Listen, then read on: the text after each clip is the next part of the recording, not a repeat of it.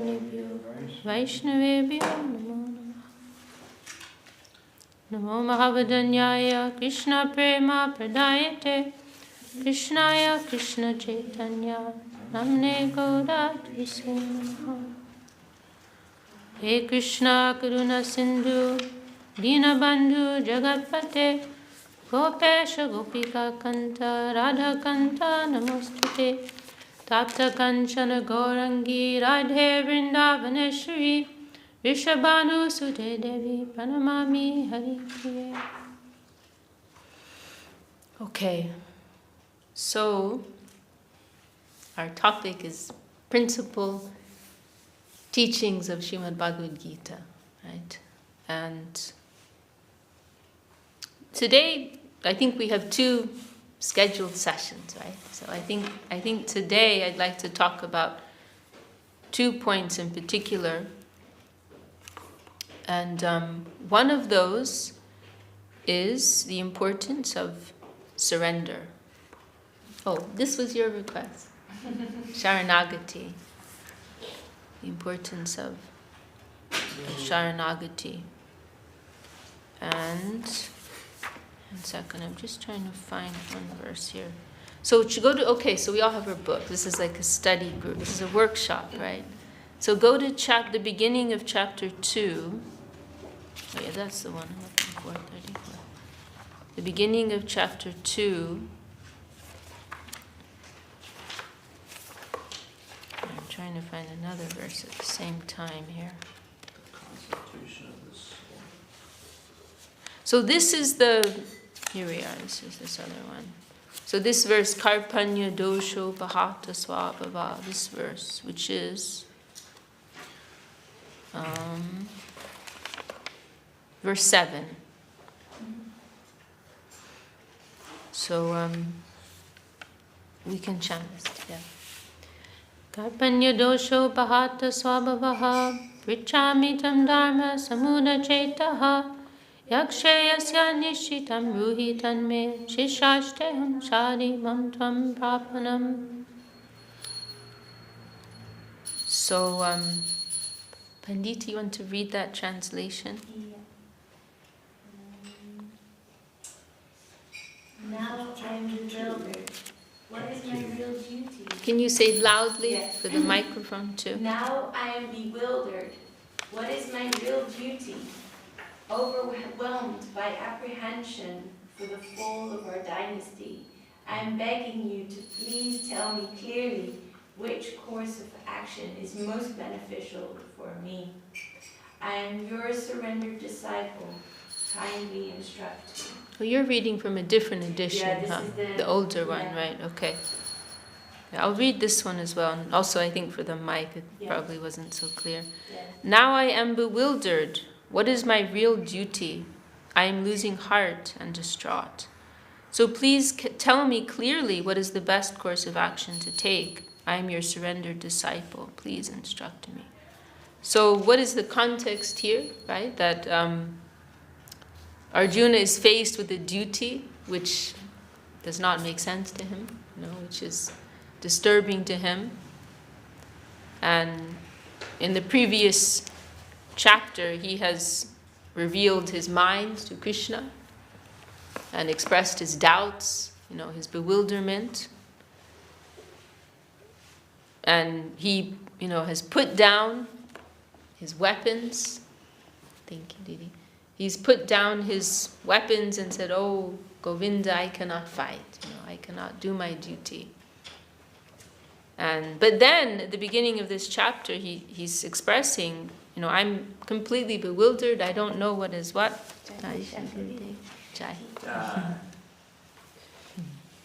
I'm completely bewildered. No, this is everything that I think, and now I want to hear. Please, you tell me what is your higher view on this.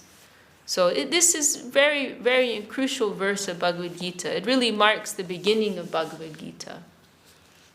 And it's demonstrating the proper approach of the sincere seeker of truth.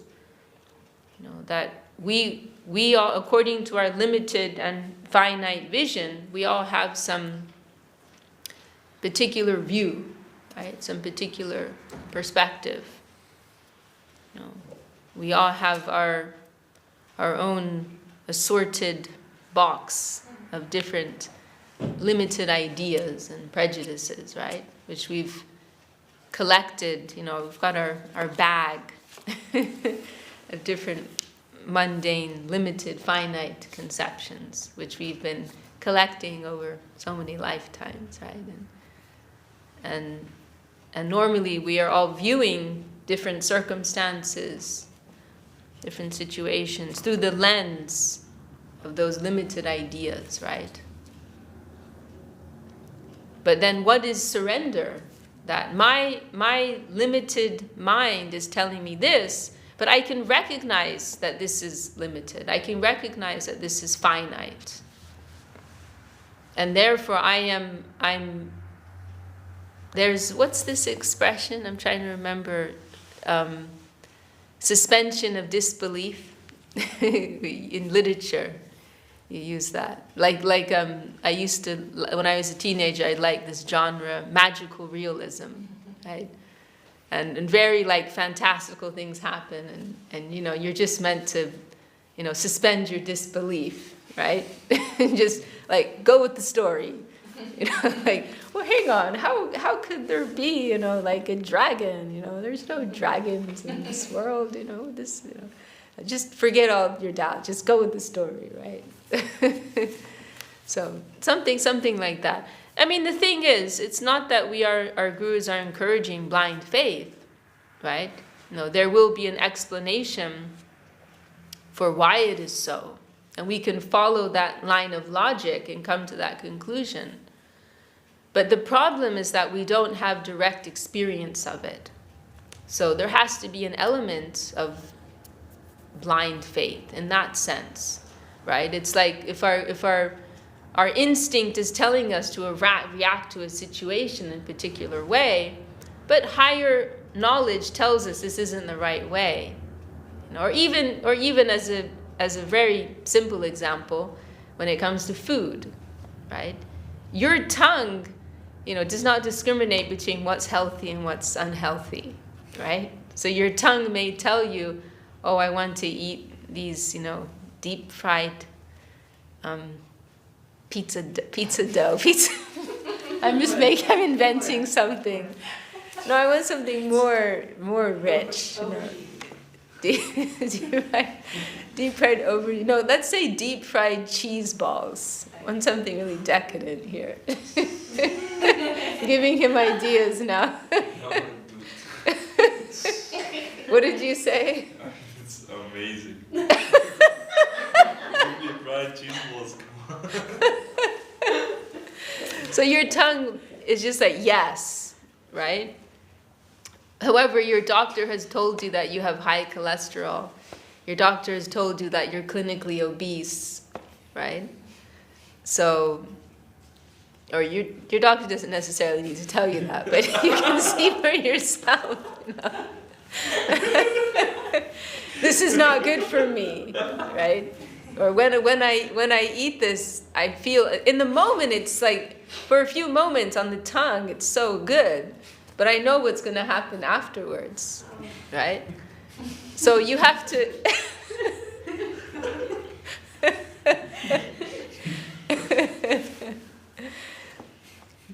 So you understand that your immediate sense gratification is not the be all and end all, right? There's a whole science to why that is bad for you, right?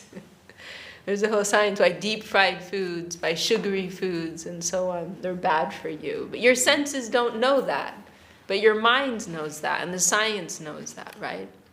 So there's also a kind of blind faith in that, right? You're taking your kale juice, you know, because you know what it does to your body, you know, and you're taking your moringa powder and all the rest of it. Maybe it doesn't taste good, but you know the science and you know how you feel afterwards. So it's like that, you know, the information is given to you.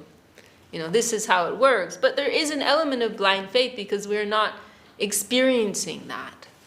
We're not experiencing that higher reality. We are living in the plane of the senses, right? We're not experiencing the Atma, we're not experiencing the soul. So therefore we have to listen to the version of those who are experiencing the soul. Right? So this is why surrender is important. It's very crucial. Recognizing and accepting our limitations, right?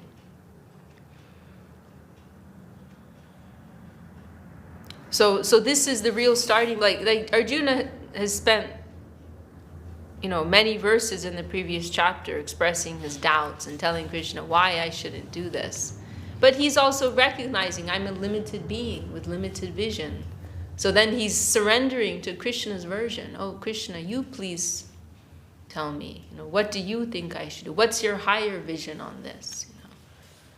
And this is really the starting point of spiritual life. And this is how we will invite grace from above. And as we were remembering recently on the Divine Appearance Day of our Gurudev, he showed such a beautiful example of that. I was saying in our meeting in Hungary, it's like our Gurudev's, in somewhat of a unique way, our Gurudev, Srila Govinda Maharaj's life, it's kind of like the living textbook of like how to be a perfect Vaishnava. Like it's quite a unique example. The way that he, like so many things in his life, it's like he's demonstrating principles of Shastra, principles of the scripture, And it is quite a unique way, and coming from a young age, and in a very clear and direct way, surrendering to his guru, and then giving his whole life to his guru. In the case of other great Vaishnavas in recent times, we know that internally, they were very close to their gurus, but they didn't have that, like in the case of Swami Maharaj Prabhupada and also Srila Sridhar Maharaj, they didn't have that same type of intimacy, right, in the day-to-day. So not that substantially there's nothing less, but it's simply that it isn't as clear of an example of the guru, of the perfect guru-disciple relationship. And that's something that's very clearly exemplified in Srila Govinda Maharaj. And so what's the very first meeting he has with Srila Sridhar Maharaj? At 17 years old, Srila Sridhar Maharaj asks him, can you follow me and not your mind? Right? It's like Bhagavad Gita 101. Like so many things, like, oh, yes, you can check that. So that's the first thing. That's the starting point. And if we're not able to really embrace that, we're going to struggle. Because, ultimately we are interested in the culture of faith, and that means there are certain things that our intellect, our mind, our senses may not be able to fully embrace, but we are accepting that there is a higher way, there is a higher vision, and I may not be able to fully resonate with that. This person just insulted me, I want to punch them in the face. But my guru told me to practice humility, tolerance, and respect. So I'm going to, and that's going to be more harmonious for you and for the environment. Okay, Gurudev, I'm going to surrender to you and your desire.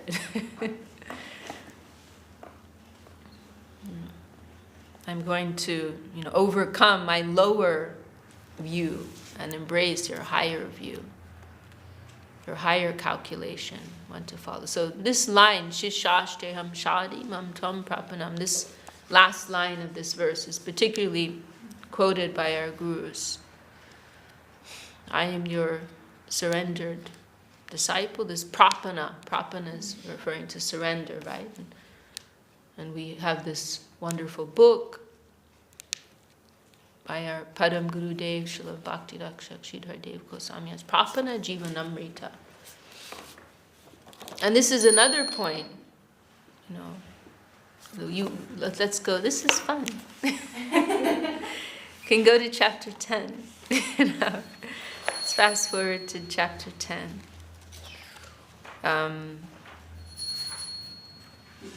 So then what do you get if you are prapana, if you are sharanagata?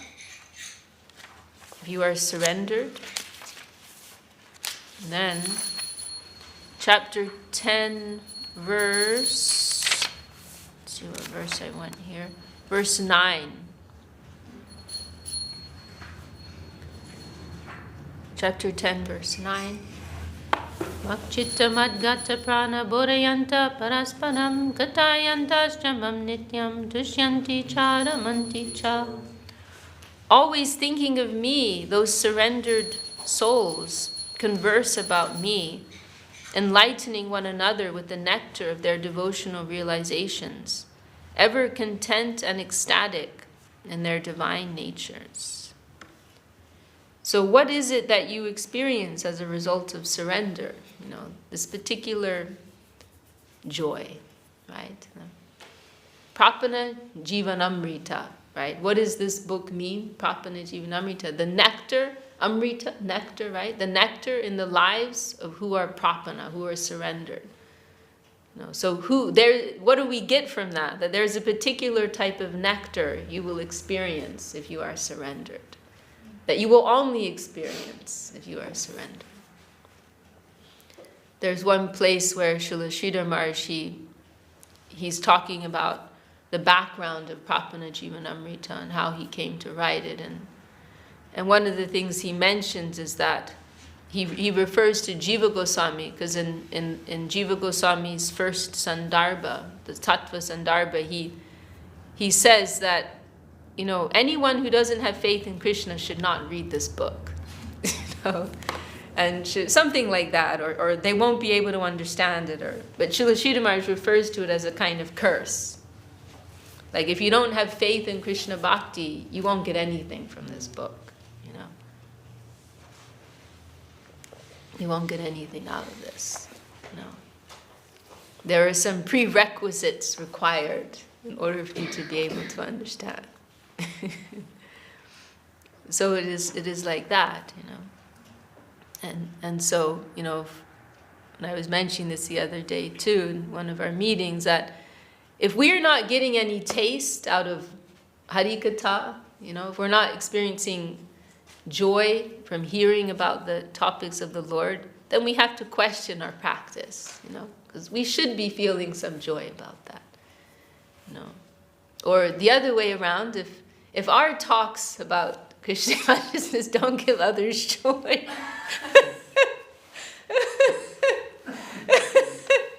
I'm happy to see smiling faces. Okay. If our talks are just totally dry and put people to sleep, then we have to question. What is the quality of my surrender?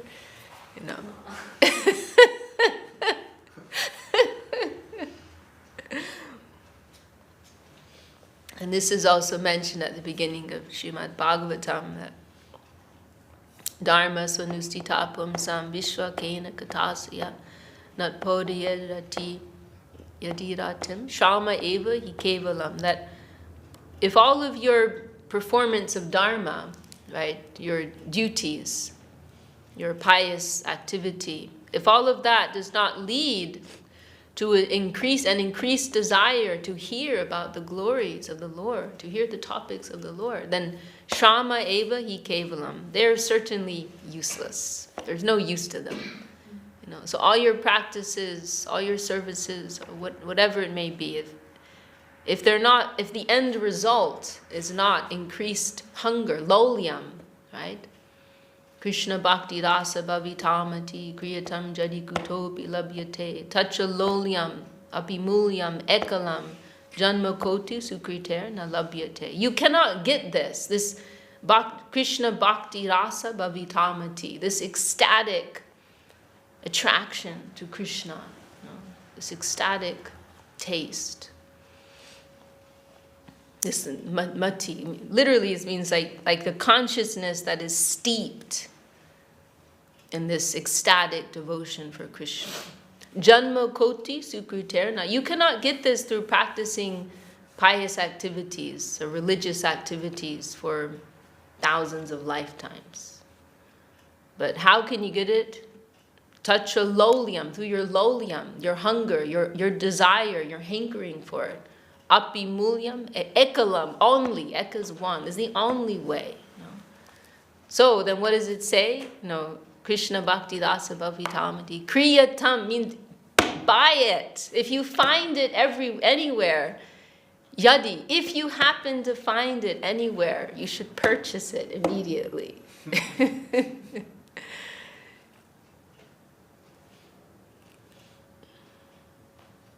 So how do you get this type of taste? These clues are given to us, through surrender. Surrender to that higher truth. We have to be in the spirit of service to that higher truth.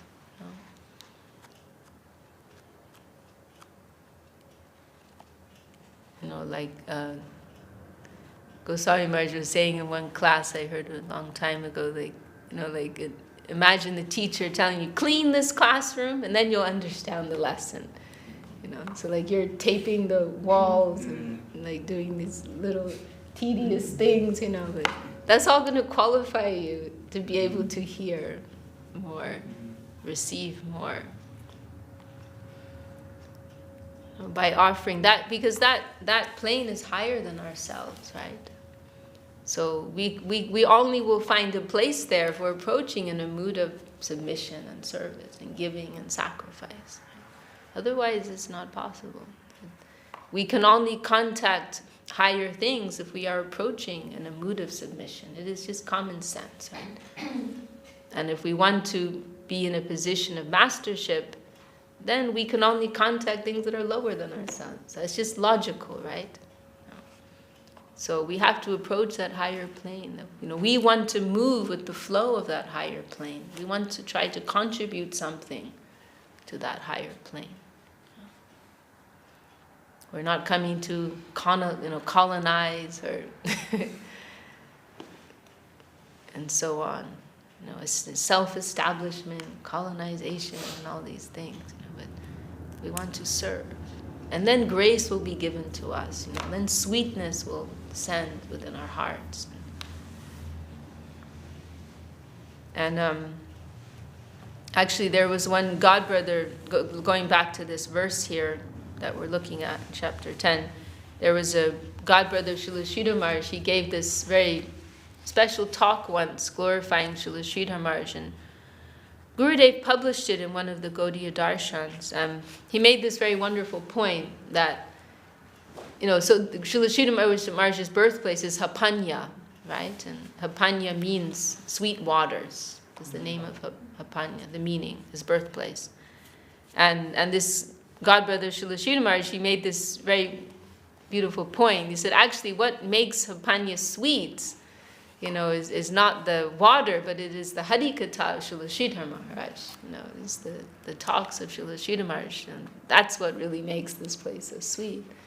And then he also referenced this verse and saying, how is it that he can give such sweet Harikatha and such profound Harikatha? Because he's fully surrendered. As we're hearing here, Krishna is saying, Mak Chitta, Madgata Prana, Mad is me, he's saying. So Chitta is the consciousness. They've given their consciousness to me. They're thinking of me. Prana, their very prana, their life air is given to me. And Tushyanti cha, Ramanti cha, they're always experiencing this ecstasy and this joy.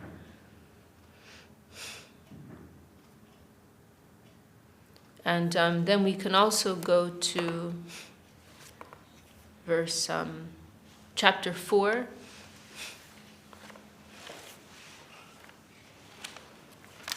Um, 4:34, verse 34.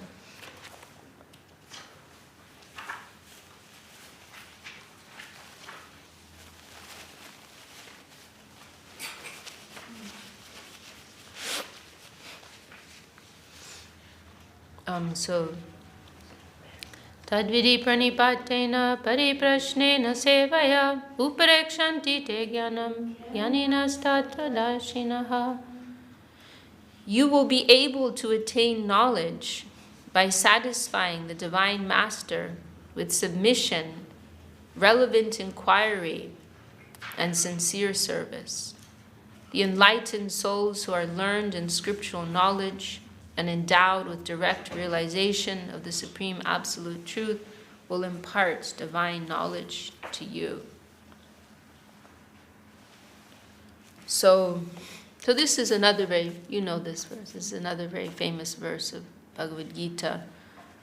And why? Because it's listing what are the key qualifications of a sincere disciple, a sincere student of truth, and also what are the qualifications of the guru, the bona fide guru.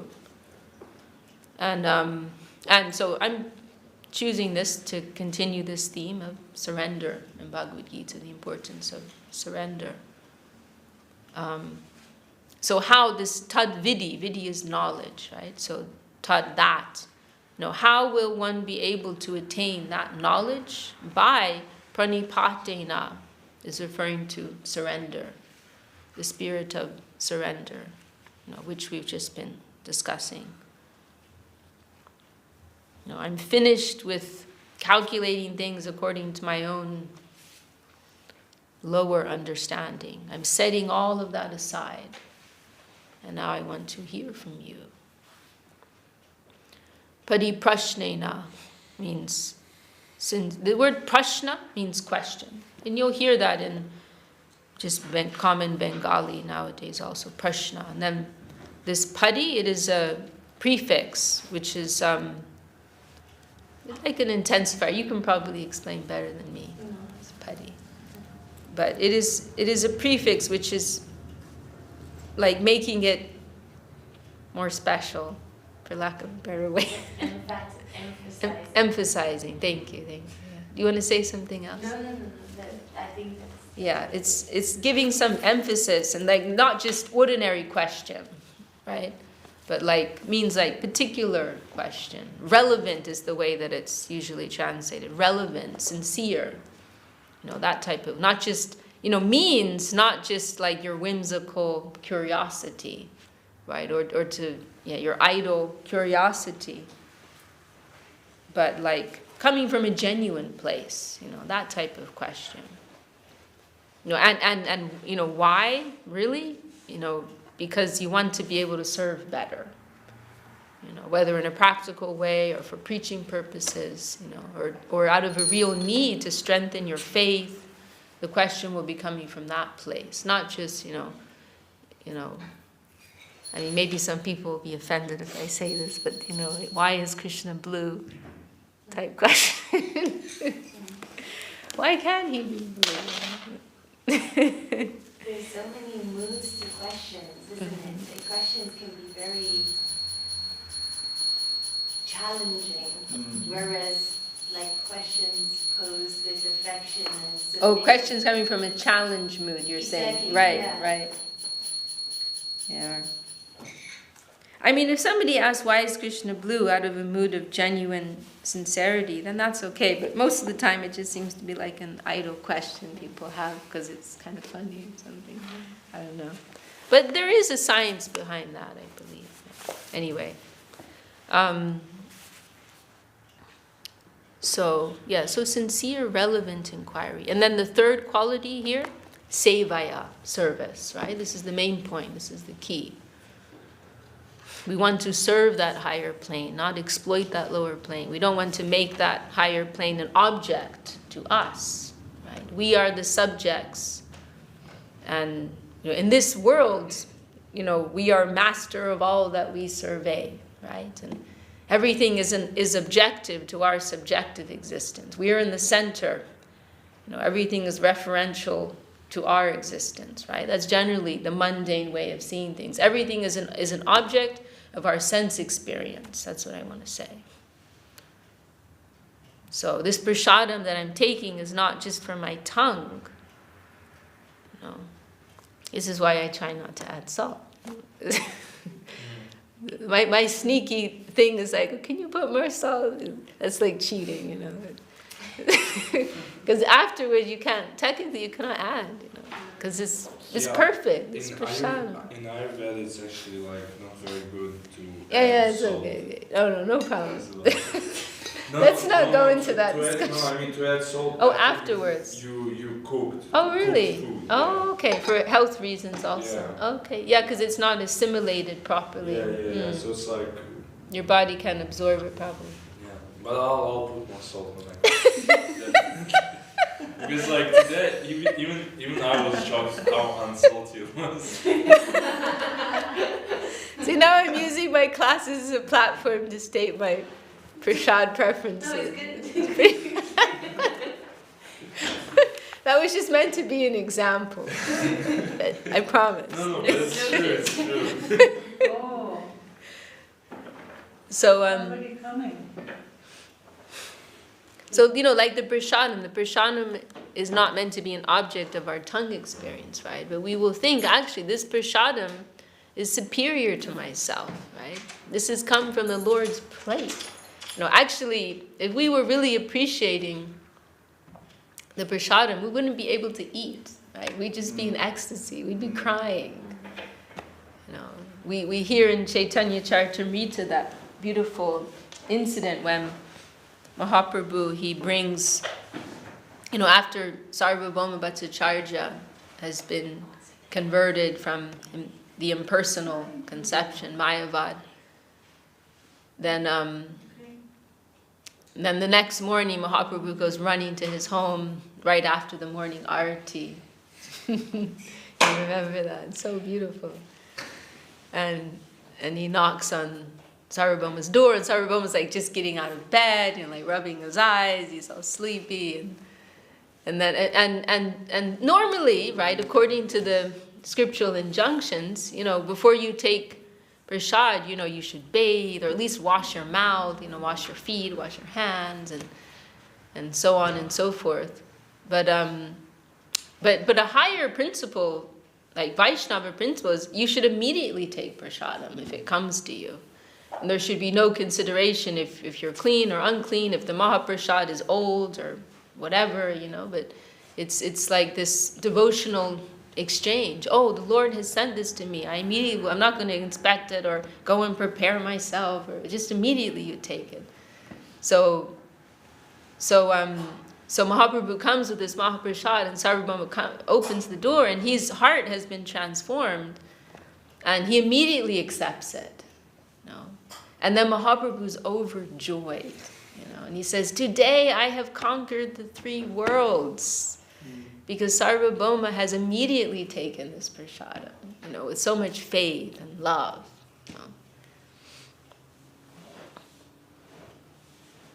Oh yeah, we were talking about the prasad. So we will think like this, prasad is so worshipable. And now, an interesting point Gurudev made was, in Jagannath Puri, the pandas, the priests who run the temple, they have these rulings which we don't actually agree with. They won't let people of particular castes enter the temple, right? The West foreigners, they won't let in. Indians of lower caste, they won't let in, right? But Gurudev made this interesting point. He said, but they have so much faith in Jagannath Prasad that they'll take that prasad afterwards from the hands of anybody, even like some filthy person in the street. They'll take the Jagannath Prasad from that person because they have so much faith in the prasad. So we will, all of these things. The deity is not, an object of our eye experience. But actually we cannot see the deity. We will think, "You please see me. I cannot see you. But you please see me. I want to be seen by you. What can I see with my fleshy eyes, right?" So this is like a tricky thing, that when we enter the devotional arena, all the rules change, and it's very, dangerous for our spiritual lives if we try to apply the same rules here, right? Outside it's a dog eat dog world, right? Survival of the fittest. Unfortunately, You can only get a job if someone else is losing out, right? You can only get something. Every jivo jivasya jivanam, right? Every living entity is living at the expense of another living entity. That's what this world is built upon. Like, that's a heavy thing to reflect on, you know. No, I mean, just think, even like when we have a sickness, you know, we have to kill the bacteria or kill the virus in order for us. Like, what justification do we have, right? That we better have a darn good explanation for that. What gives us the right to kill somebody else for our survival? That we're trying to serve Guru and Gauranga. That's the only valid justification, right? So we have that duty to live our lives for something meaningful. Otherwise, we're just living at the expense of others for our own selfish purpose, right? So we will think, oh, all of these devotees, they're not entities to, you know, like we had this guy come and stay and he turned out to be a con artist, right? Remember? A few years ago. So he came here and it turned out he had a whole history of it, like targeting, I think, religious groups in particular, right? Or charities. Because they're like, you know, easy targets. So he made friends with everyone, you know, and then he like, oh, I need help with this, and like different devotees in the temple, like conning money from them, right? You know, or whatever it may be, you know. You know, we can really, the real vision is everyone here is to be served. You know, the soil is to be served. The carpets are to be served. You know, the tables are to be served. Everything is divine. You know, Gurudev, there's this extraordinary expression of Gurudev where he describes the temple as a conscious part of the Krishna conception. No. And that, like, this is actually like a manifestation of Nityananda Prabhu, Baladev. You know, everything is worshipable. The ground that we're standing on is worshipable, right? Srila Sridhar Maharaj says in one place, when we enter Vrindavan, we have to walk on our heads, right? Because everything is superior to us. The soil is superior to us. You know? So it's a radically different way of seeing things, right?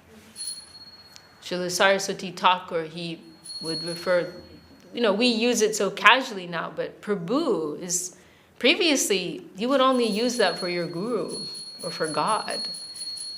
No, you don't call anybody Prabhu. You know, Mahaprabhu, Nityananda Prabhu, Advaita Prabhu, and that's it. And Guru. Yeah. But this was Saraswati Thakur's extremely high vision because he saw his disciples as extensions of his guru.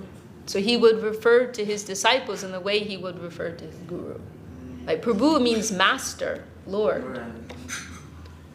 So that was his vision, that his disciples were Vaibhavs, extensions of his guru.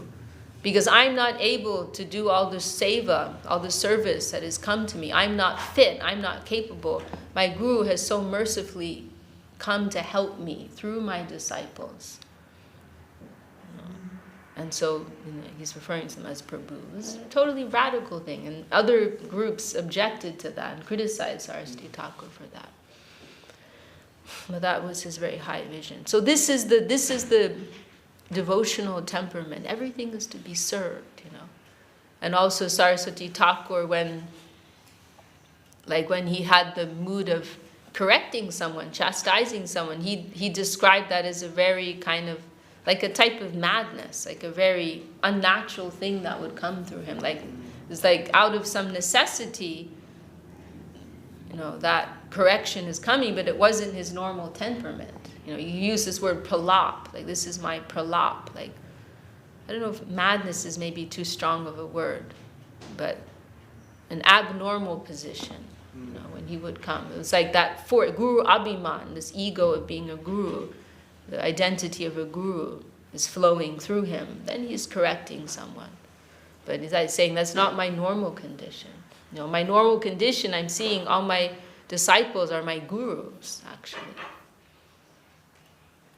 So this is spiritual vision. Everyone is to be served. Everyone is to be worshipped. No one is to be exploited in any way.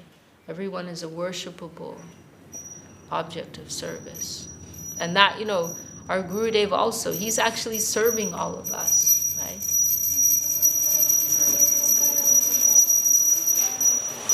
Srila Jai, Srila Sridhar Maharaj, he used this very nice example of just like how a pujari, he prepares fruit, right, for offering to the Lord, washing it, peeling it, taking out the core, the seeds, cutting it, and then offering that to the Lord. In the same way, the Guru is preparing his disciples. He's not taking them for his own enjoyment, but he's serving them by preparing them and offering them to Krishna, offering to his Guru. So that is the mood of Guru, the genuine Guru. Maybe we'll go to one more. Oh, we can also just finish the verse. Then it is also mentioned what is the qualification of the Guru. Jnaninas, jnana, knowledge, right? They're knowledgeable. And tattva darshina, right? Tattva is truth. Darshan, darshina is referring to seeing, right? So they are knowledgeable, like in the theory, they're well versed in the scripture, but also tattva darshina, that they're actually having darshan of that higher truth. They're actually having some experience, some genuine connection with that higher truth. It's not just theory or textbook, but there's a current there, right? They're having real-time experience and vision of that higher plane. So that is the qualifications mentioned of Guru. And then we can also, let's do one verse. How does it go? The other verse, this verse about it's a Daivi Hiesha Gunamayi, that verse. Let's see what chapter it's in. This is another famous verse. Let me see, where is it? Page, so it's chapter 7, verse 14.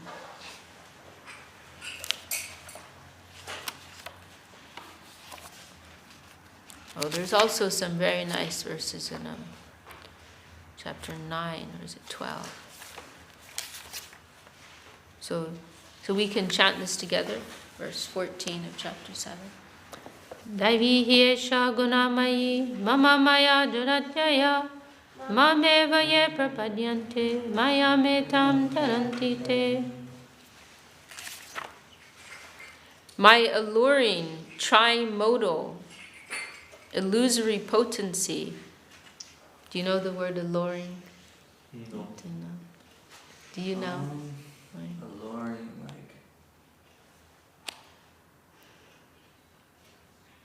like a kind of calling, almost in a way, or no? Alluring means tempting.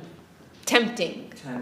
Yeah, something very attractive that's tempting you, and usually with some bad consequence, like a seductive, a seduction, like that, alluring, right? And trimodal, does that mean something to you? Trimodal. Yeah, I would have translated this in a bit more clear English. Does that mean something to you, trimodal?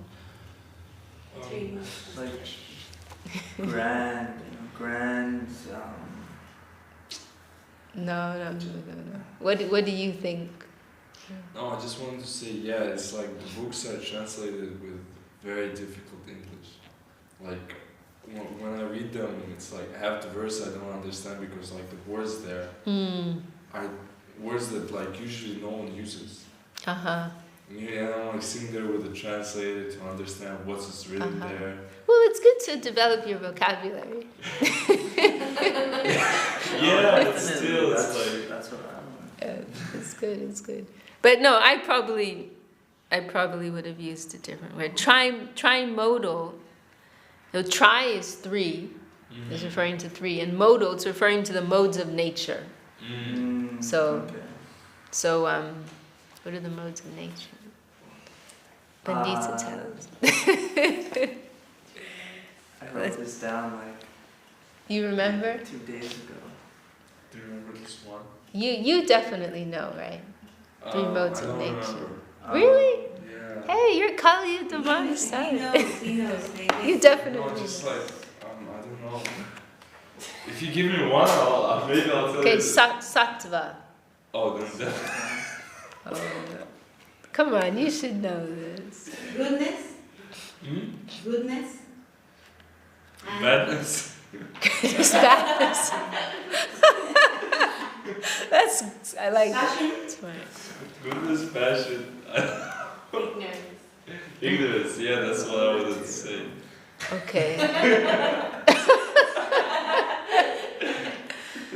Okay, we'll talk about that next week then. I should know this. Yeah, this is basics. Wait, This is goodness, basics. passion, and ignorance. Yeah, so sattva guna, the gunas. Oh! And Sattva Now guna, it's Tama clicking. guna, and Raja guna. Oh! Of course. Oh, you should have said it in Yeah, but you have to. I actually don't remember. Your understanding has to be broad enough so it's not just like in a little box.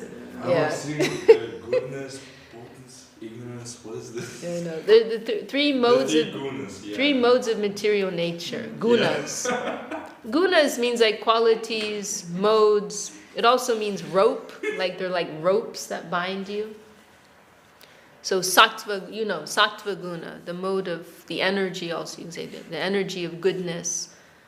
Then raja guna, the mode of passion, right? And then tamaguna, the mode of ignorance. You see, you know. Yeah. It's just like in English, I don't really like. Okay, you've got a good excuse. Yeah, it's a good one to bring out. English isn't your first language. So trimodal is referring to these three modes of nature. So in the Sanskrit, if we go back to the verse, Daivi is divya, means divine. Gunamayi, this energy of mind which is like composed of these gunas. Mayi means like full of or contains the gunas. Mama maya duratyaya. So duratyaya, dur also means like impossible, very difficult to overcome. But he's saying, it's interesting because he says here, mama maya, mama's my. So my maya, he's referring to it as like my maya. So this, like on your own, you cannot overcome these modes of nature. But mam eva ye prapadyante, this prapadyante is referring to surrender, right? Prapana, it's the same root, surrender. So, however, if you surrender unto me, then mayam etam taranti is referring to like overcoming. What is the translation? Able to cross. You will easily be able to cross over this illusory energy. So, you're going to say something? Isn't there like a fourth one? It's like Fourth one. the one like you should overcome all the gunas and be like the spiritual. Oh, nirguna. Yeah. That means nir is negating, no guna. Yeah. Yeah, good addition to our discussion. So this world is referred to sometimes as the sa guna plane. Sa means with, literally. So with gunas. So this is a world of gunas, with gunas. And we're under the influence of the gunas, right? But then what is it that we are aspiring for? Nirguna. The nirguna plane means the plane without these modes. That means the transcendental plane. Mm-hmm. So Krishna is of the nirguna plane, of that transcendental plane, free from the modes of material nature. And this is actually an important point in when we're appreciating the aprakrita lila. Do you know that word, aprakrita? That's a good one for the notebook. Aprakrita. Well, maybe we'll save that for another time. Too much. You should already have this one in your notebook. I don't. Maybe that was with our other Dulal Krishna, our other new friend. Okay, the word prakrita, it's still kind of early, not too late. So the word prakrita means mundane, material, and aprakrita means the is like negating here. So not mundane. So Krishna's divine leela, divine play, is referred to as aprakrita, not mundane. But why is that word used? Why not just say it's divine? Why are you saying it's not mundane? Because you're saying that it may appear to be mundane, but it's not. Because the nature of Krishna Leela is very human-like. So it's easy to misunderstand. So one way in which you can just refer to this is saying that Krishna's Leela is nirgun. Although it appears to be saguna, it appears to be like ordinary human behavior, it is actually nirguna, it is actually divine. It's actually not human, but superhuman. Not mundane, super mundane, beyond the mundane. And and then another interesting point that comes up here is that why do we want to become free of the mode of goodness? Yeah, that's that's a great question. This is the point that comes up, right? Yeah. Because we're told we're not interested in any of the gunas, ultimately. We're interested in nirguna, free from the gunas. So the reason for that is because sattva guna, ultimately, it's still concerned with our identity as independent agents in this world, right? So to be clean, to be honest, right? To be philanthropic. Do you know that word, philanthropic? Okay. Philanthropic means like to do welfare work for others. Mm-hmm. So to be generous, to be charitable, to be clean in your practices, to be honest, and so on. These are all in the mode of goodness. To be calm, to be peaceful, right? To be educated, intelligent. These are all in the mode of goodness, right? But here's the thing. What if they have nothing to do with Krishna? And what use are they? They're not of any use. So. But what does it mean to have no gunas? Well, that means pertaining to the eternal world, pertaining to Krishna's interest. So that's what we're coming to. So just hang in there. Mm-hmm. So, because what is our fundamental identity? Jiver Srupa Hoy Krishna Nitya Das. You know this verse? I don't know verses by memory. I thought you would know it. You're a devotee kid. You're meant to know all these things. Come on. Okay, I'm sorry. We weren't easy. Radharani knows. She's a devotee kid. Pandita knows. They're but I went down the path for some time. Radharani knows a lot of verses. And I have Pandita everything too. ahead of me. Okay. So here at Sri Nisarasam at West London, you will realize your identity as a devotee kid. Yes. It will come to mean something. So Jiver Srupa Hoy Krishna Nitya Das. What is the translation? The constitutional position of the soul is a servant of Krishna. Haribo. Yes. Constitutional nature of the soul is to be a servant of Krishna. Yes. This is Chaitanya Charitamrita 101. Mahaprabhu's first instruction to Sanatana Goswami. So that is our identity. So anything that you're doing in this world that is not related to that doesn't really mean anything.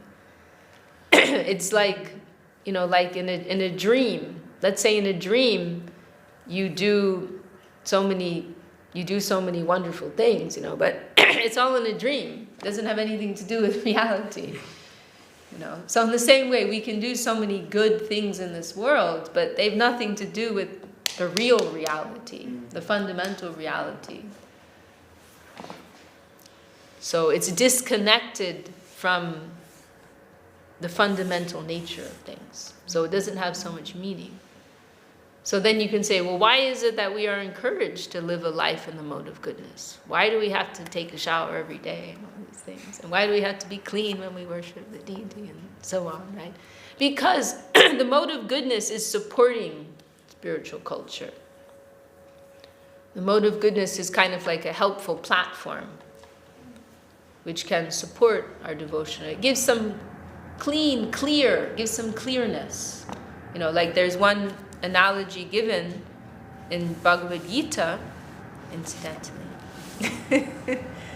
that compares the mode of ignorance to the way in which an embryo is enclosed within the womb, like heavy Maya, right? Sattva gun is like pleasant Maya, light Maya light. We were joking about that, I think. Maya light, like you have Diet Coke, and all this, right? So Sattva gun, the mode of goodness is like that, like Maya light. So the mode of ignorance is compared to an embryo inside of the womb, like densely covered over. And then the mode of passion, Rajagun, is compared to a mirror that's covered in dust. And then the mode of goodness is compared to a fire that's covered by smoke, right? So it's like you can still, through that smoke, you can see some flickering of the fire, right? So the mode of goodness, it provides, kind of like paves the way. You can get some glimpse of the soul, right? That you're more clear in your consciousness. But here's the thing, that the nirguna plane is independent. It doesn't follow any law of this world. It means Krishna doesn't necessarily wait for you to be sattva gunned out, be sattvified. He doesn't wait for that. If he's attracted to, he could be attracted to someone. That's very hopeful for us, right? Someone may be a drug addict, right? And they may have Krishna bhakti. Like, go put that in your teacup, So one of our friends in America, she always says that, I'm going to put that in my teacup. It means I want to think about it, Like, let's think about that. Okay, we're not saying everybody should go become drug addicts. Of course not. But saying that doesn't necessarily disqualify. And this is another Bhagavad Gita. Go to chapter 9, I have proof. Chapter 9, verse 40-something, I believe. And this is a difficult point that people struggle to accept. 30.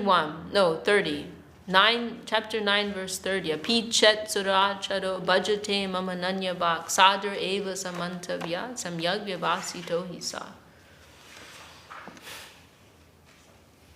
So even if a very sinful person, su durachar, this su is an intensifier. Durachar means a sinful person.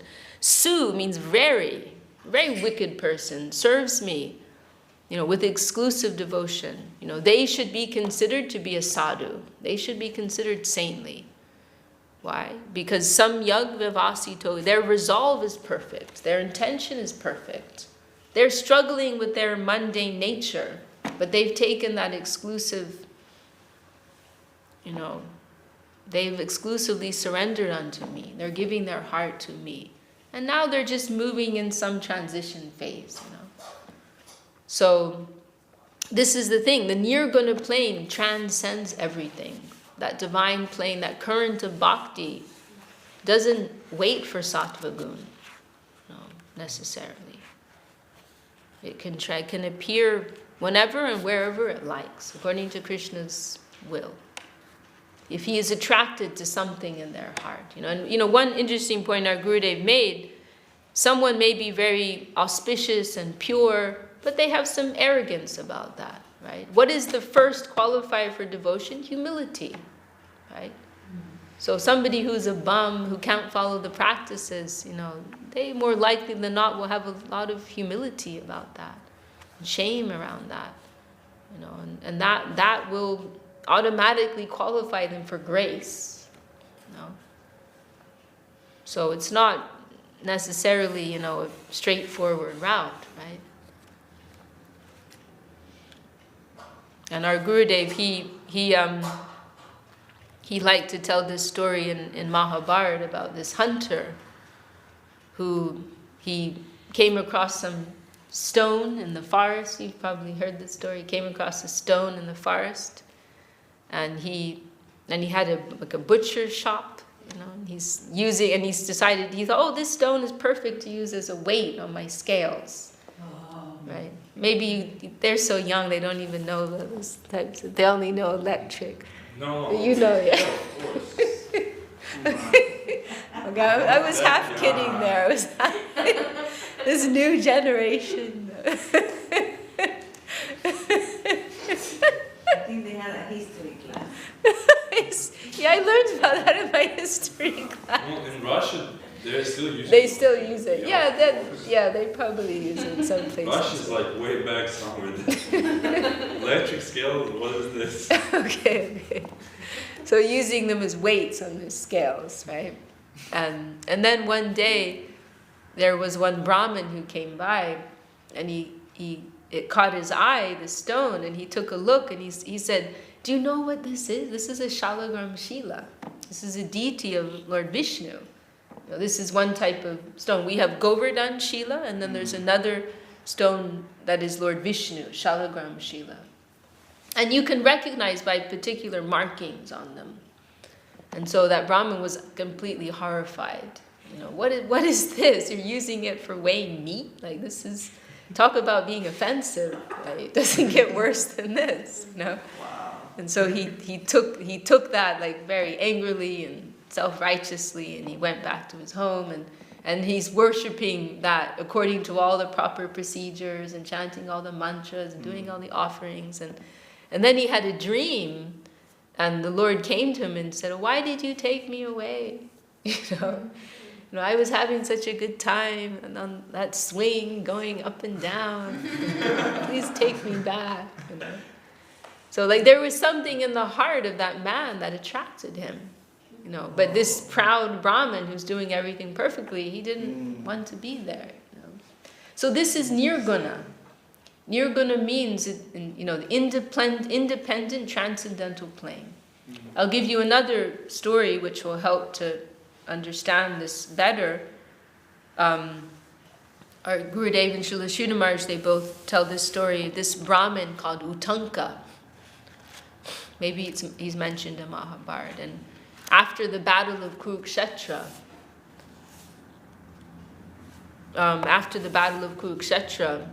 there's millions, literally millions have been killed, so many widows, so many destroyed families, casualties. I mean, it's the most horrific situation, right?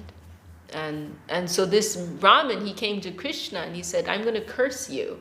Like, this is your fault. You allowed this to happen. You could have stopped this. And you're responsible. And he said, I'm going to curse you to Krishna. And Krishna said, my dear Brahmin, you're welcome to do whatever you like, but all you're going to do is lose all of your, because the way that these, like, yogis, rishis work is through their penances, right? Through their austerities and their yogic practices, they're accumulating siddhis, right? This like subtle power, but it's not like it's just unlimited, right? You use it and then it's finished, right? Like credits that you built up.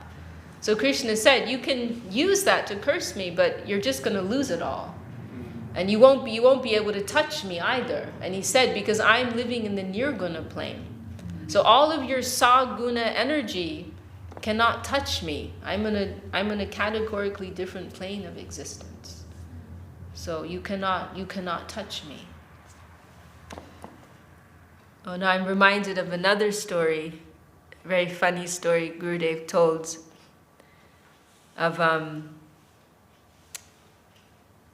the Braja Gopis, that they wanted to go and to make some offerings to Durvasa Muni. You maybe heard of. He's this famous rishi, sage, and he was nearby Vrindavan, and the Braja Gopis wanted to go and make some offerings to him, but the Jamuna river was very full and blocking their path, and so they prayed to the Jamuna. Oh, no, wait, hang on. How did it happen? Maybe did they ask Krishna, how can we cross the Jamuna? Does anyone remember? I'm trying to remember the details.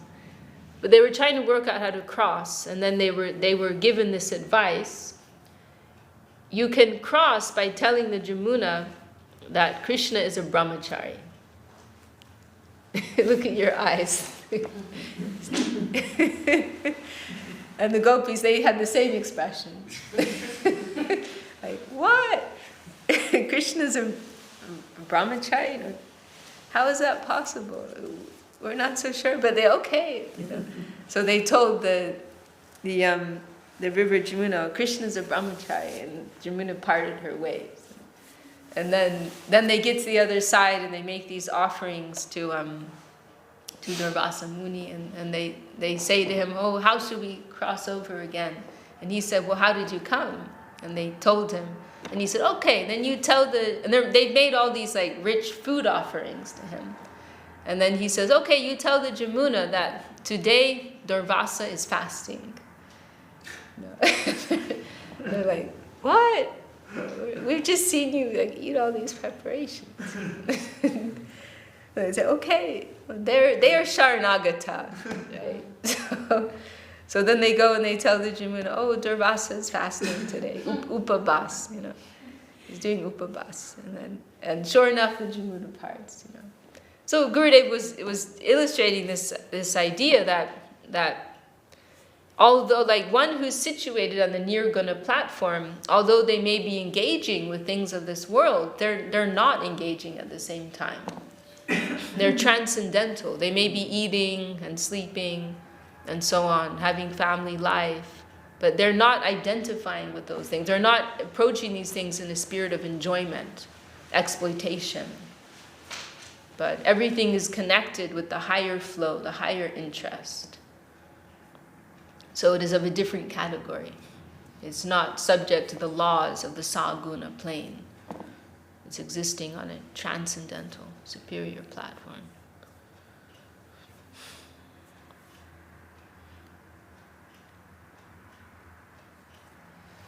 Well, that was so wonderful. Yeah, that was really nice. I was telling Anjali, I always get intimidated by Bhagavad Gita. And I go, I don't want to read Bhagavad Gita. But as soon as you get into it, it's so wonderful.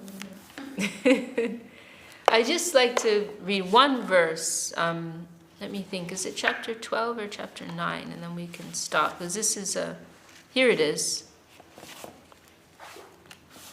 I'm still in chapter 9.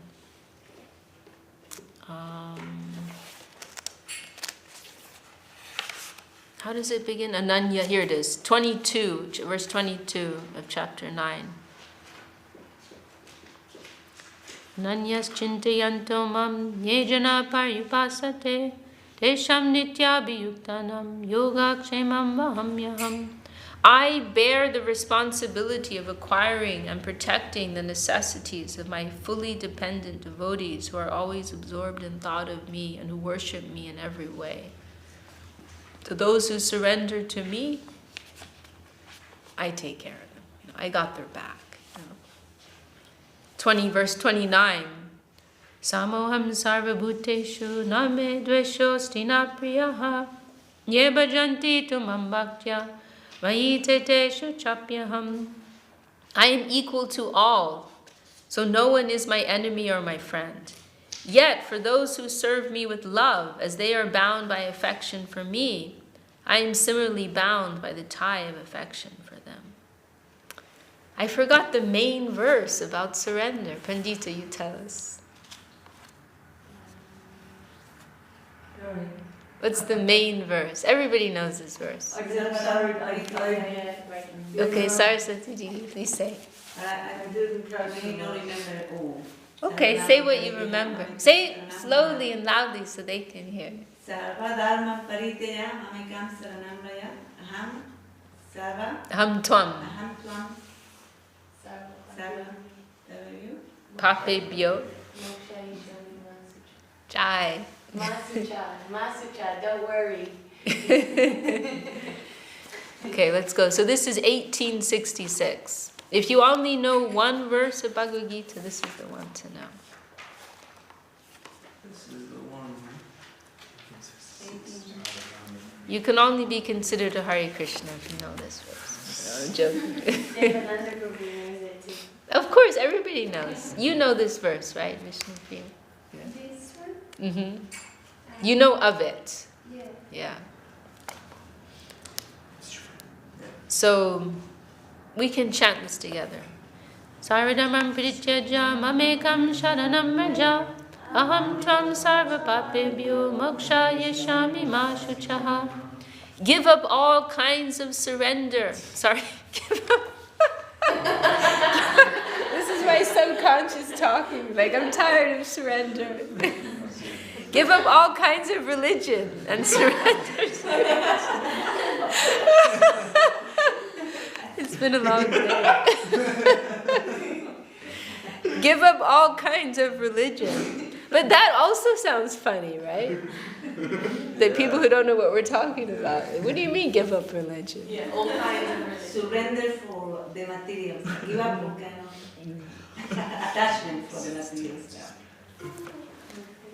Yeah, but not only that. That's stage one. But then stage two is to give up mundane conceptions of duty and goodness. That's the real challenge. Give up all kinds of religion and surrender to me alone. I will liberate you from all sins. Do not despair.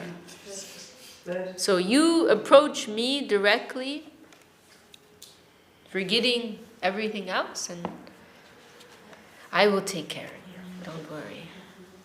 Good.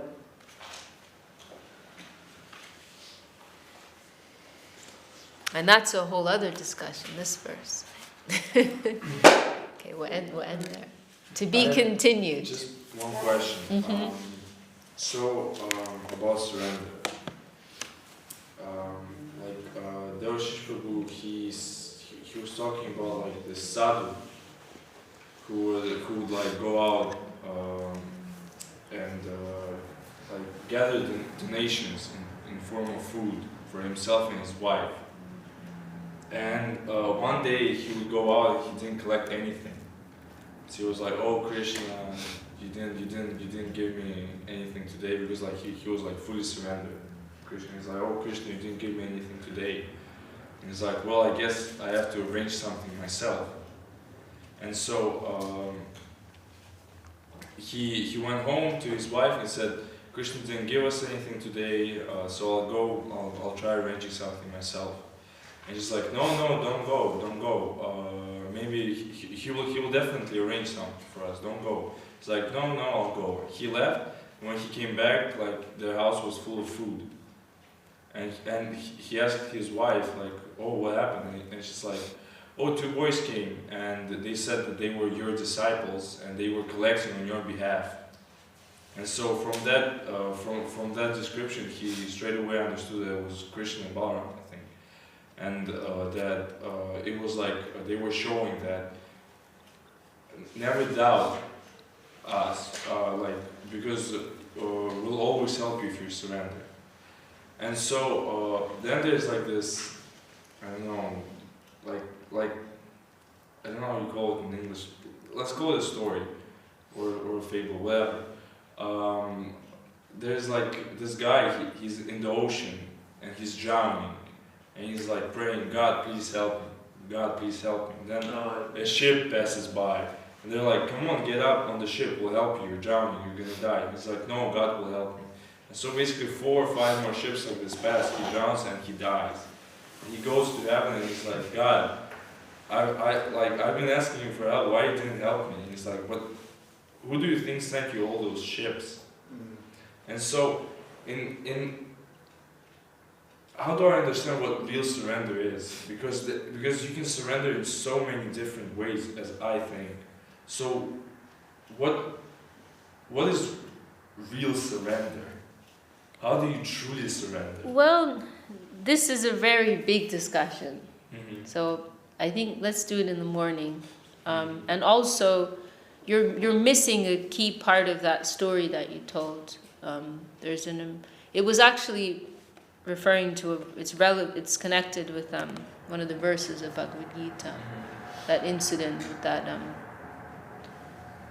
Vaishnava who, when Krishna Balaram coming. It was actually, he was writing a commentary on a verse of Bhagavad Gita, and he like changed some of the words because he thought it was too much. Like Krishna saying that verse that we just read, Ananyas Chintayanto Mam, where Krishna is saying, I will personally take care of my devotees. He wanted to change it because he thought this is too much, and then Krishna came to demonstrate.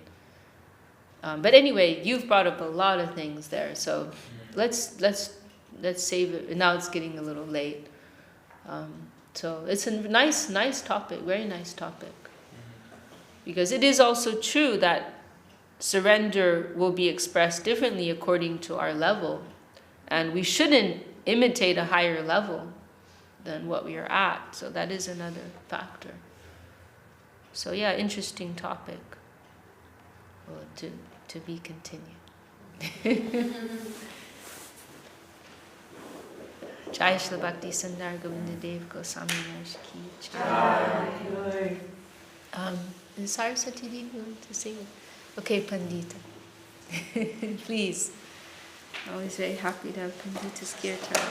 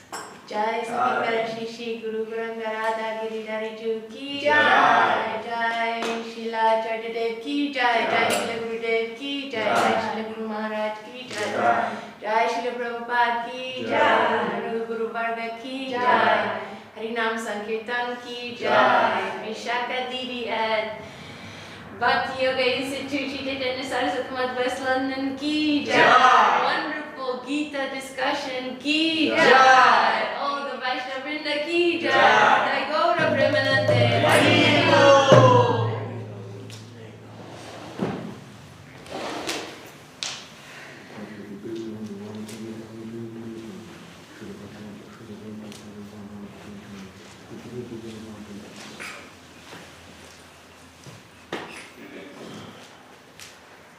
Thank you.